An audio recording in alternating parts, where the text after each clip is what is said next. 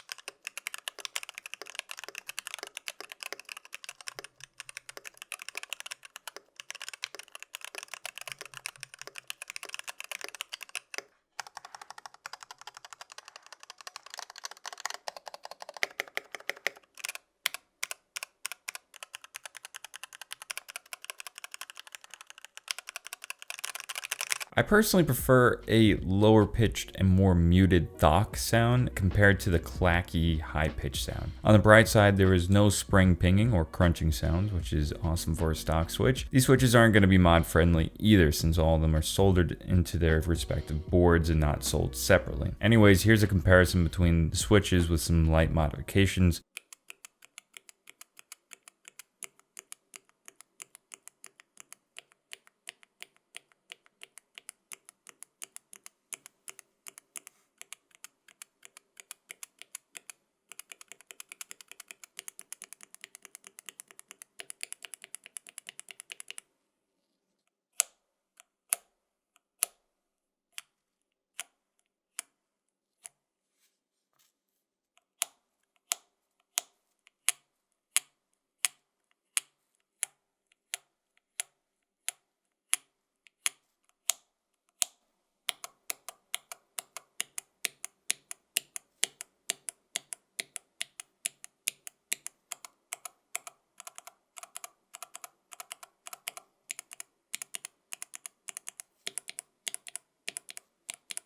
So with a light lubrication of Krytox 105, these sound much better in my opinion. It softens the sound overall and lowers the pitch. With a film and lube switch, it sounds even better. The pitch is now lower than basic lubrication. However, the film was incredibly difficult to apply, and I wouldn't recommend trying to do it for an entire board unless you hate yourself. Last thing to note is stem wobble and overall construction quality. It seems like a well-made switch. I'm not sure what the housing material is made out of, but the switch is incredibly smooth and the switch is sturdy with no play in between the top and bottom housing. The stem has a little bit more wobble in the east-west direction versus the north to south direction. These are pretty much in line with most switches, and I find the tolerances to be good for this switch. For comparison, the Telio's switch has more stem wobble in the north to south direction, but less wobble in the east to west. Now, these switches come in a variety of boards offered by Varmilo, ranging from prices around $135 to $160. Varmilo makes excellent pre-built boards with decent stabilizers, great keycap quality, and overall theme and board design. Now, with the new EC V2 switch, I do believe they warrant the price. I would especially choose these over the Cherry MX options they have. The only thing I would like to see here is Varmilo offer a keyboard in some sort of kit to allow you to modify your EC V2 switches, or at least try to come up with a better switch housing, or maybe a rubber bumper design on the stems to soften the sound and reduce the plastic-like sound. The sound isn't horrible by any means, and you may even enjoy that type of sound, but for me, I believe it needs some work. Otherwise, the feel is great, the stem wobble is good for most switches, and the price compared to electrostatic capacitive switch-based boards is very competitive. Oh, and Varmilo, please use USB-C on your keyboards and ditch the USB Mini.